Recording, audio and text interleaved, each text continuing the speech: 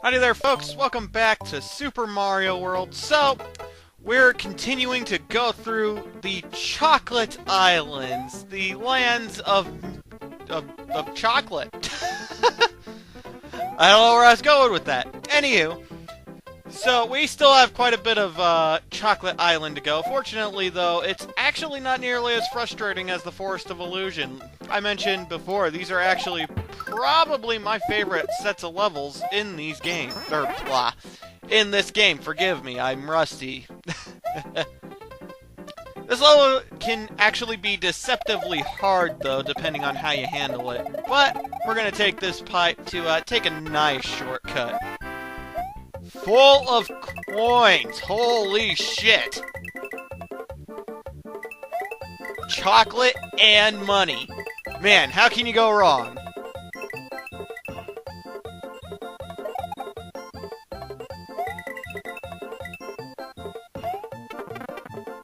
But anywho, that actually took us a good chunk of the way through this level. This is the part, though, where it starts getting a little bit more difficult, as you can see.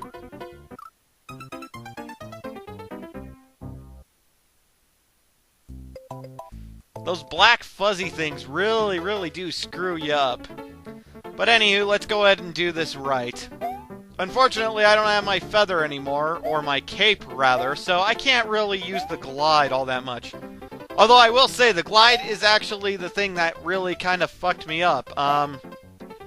It definitely makes platforming easier. However, though, you know, this is more than doable without it, and it's actually kind of easier without it, since, you know, you're taking into consideration the fact that you don't have the feather. This time, rather than taking the shortcut pipe, let's continue onward. I don't know why. Would have been a lot faster, but there's the halfway point. Ah, and there's my good old feather. We're back to being Super Cape Mario, or whatever the hell he actually is.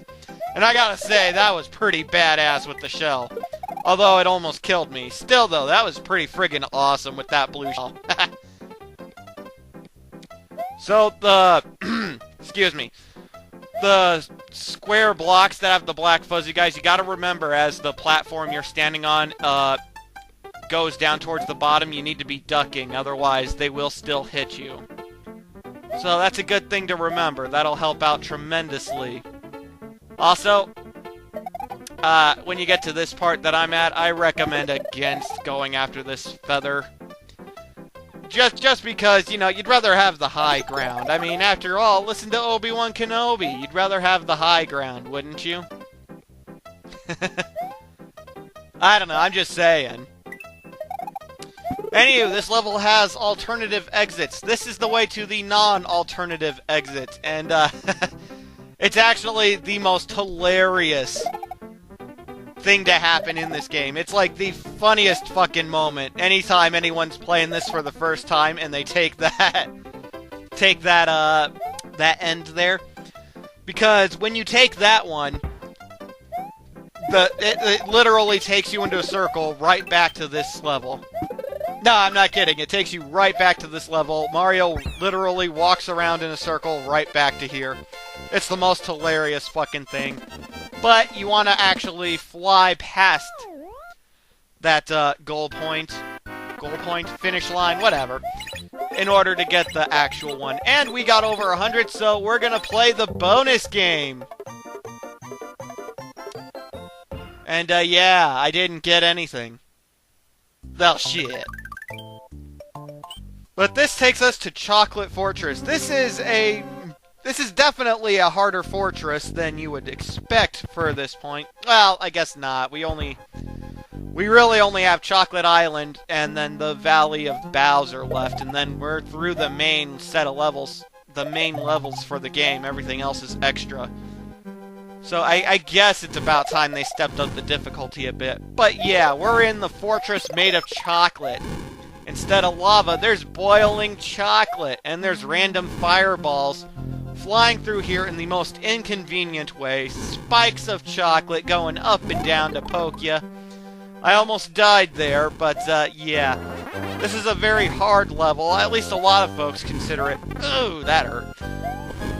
excuse me, a lot of folks consider it a very hard level. Personally, I love it. I don't know what it is about it. I think it has to do with the amount of challenge that's actually here. Because this is indeed one of the harder levels in this game, and I really like it. I really love this level. I don't know why. I can't explain it, but it's pretty friggin' fantastic.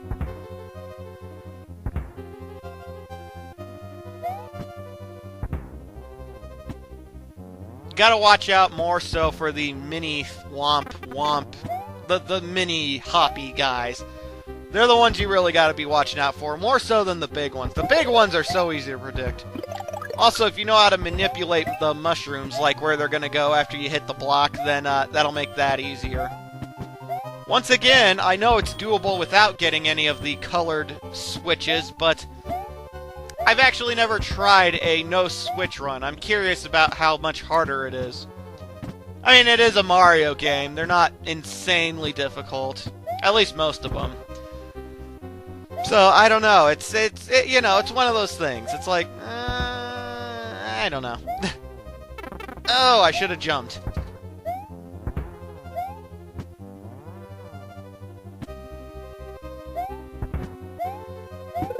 Fortunately, this fortress is very kind with the green block feathers, so they do give you health. And we go through the chocolate door to face off, once again, with Reznor. This is, I want to say, the second to last time we're going to see these guys. Yeah. That was a terrible shot by him. Good lord. So was that. What? Wow, I think that one was drinking. Or maybe he's high off of the chocolate. Either way, that was the Chocolate Fortress. I really like that level, but it is quite difficult. And so, I know plenty of folks who get stumped on that.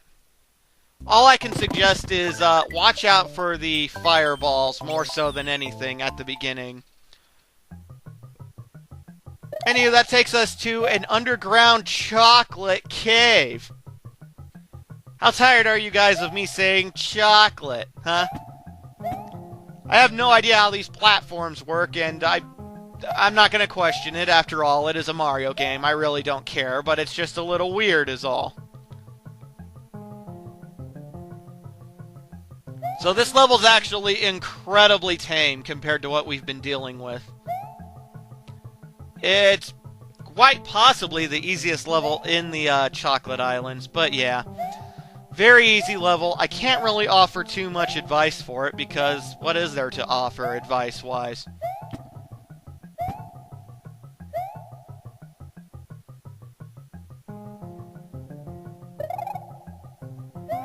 And yes, those are gigantic moles wearing sunglasses. They're pretty friggin' awesome.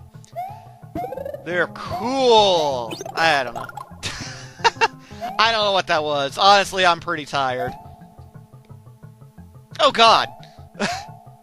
Anyway, we're gonna hitch a ride on one, because you can land on top of them, but they will fall into the chocolate, and they will start to sink. They also fall into lava and start to sink, but anywho.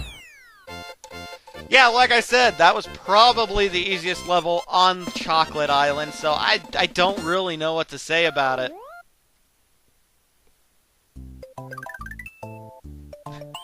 Although Chocolate Island 5 may actually prove me wrong. This one's also incredibly easy when you know, don't push the P button. As long as you know not to push that switch until a certain point, you're gonna tear through this level, because, as you can see, everything's blocked off. Now, you could push it, and you could go through this horde of spinies and shit like that. But, yeah. Instead, I prefer to wait until this point and then push it. And then use the blocks to, just get across the water. Not that you can't do this without swimming. There's nothing in the water, I believe. And we'll grab the blue shell and fly the rest of the level with Yoshi, because why the fuck not? I know, I know. Like I said, though, this level's pretty fucking easy as well.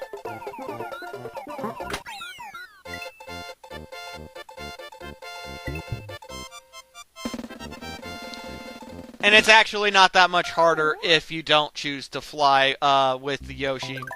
I don't know if I explained that yet, but when Yoshi eats a blue shell, he will get wings for a short period of time, and you can control how he flies. It's pretty cool. It's pretty fantastic. But anywho, this takes us to Wendy O's castle. Wendy Koopa. And her castle's definitely a step up from the other Koopa Kids we've seen so far. Roy's castle wasn't that bad at all. I forget the other ones because, well, I just do. But Wendy O's is definitely a step up. Once again, and I said this previous part, you can spin jump and bounce off of the buzzsaws. Or was it the part before that? I can't remember. But you can do a spin jump and you will bounce off of the buzzsaw, so that's a good thing to take note of. Also, just go slow and take your time. That's really the biggest tip I can give for this one. It's when you start panicking and feeling like you gotta rush that you're gonna get hit.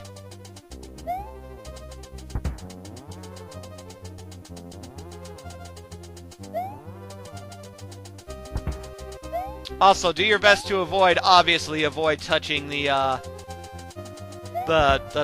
spike poker thingy smasher doo-woppers. This part I can't ever get through without taking a hit.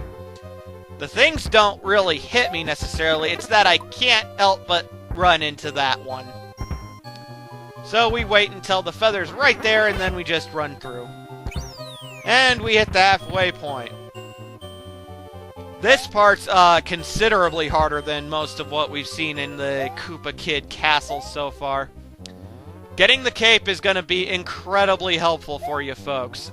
It makes these parts right here where we're having to wait and jump off of these guys. These weird sun flare things. I have no idea what the hell they're supposed to be. They actually remind me of enemies in The Legend of Zelda, but, you know. I'm not sure if you can spin jump and bounce off of them. I don't think I tested it, and I'm not going to test it anytime soon, because, again, having the cape makes this much easier. This part especially, because if you keep standing on that block, I'm pretty sure it goes down low enough to where you die. But if you utilize the glide, you can just make it without having to fall down, so yeah. Fortunately, we are almost out of here. Even though I took that hit, there is the green block there. But this takes us to Wendy Koopa. She has the exact same strategy as whatever Koopa it was at Castle Number 3 in Vanilla Dome, except her fight's incredibly easier. Incredibly easier? That's not proper grammar. It's much, much easier, though, because the pipes are all in a straight line, so the fireballs are going in this pretty fixed pattern. I don't know, it's much easier in my opinion, but that's just me. Her castle's tougher, she is not.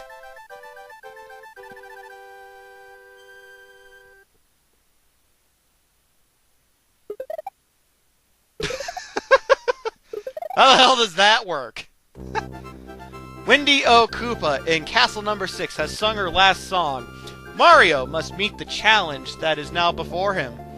There is a sunken ship that appears to be a gateway to the Valley of Bowser.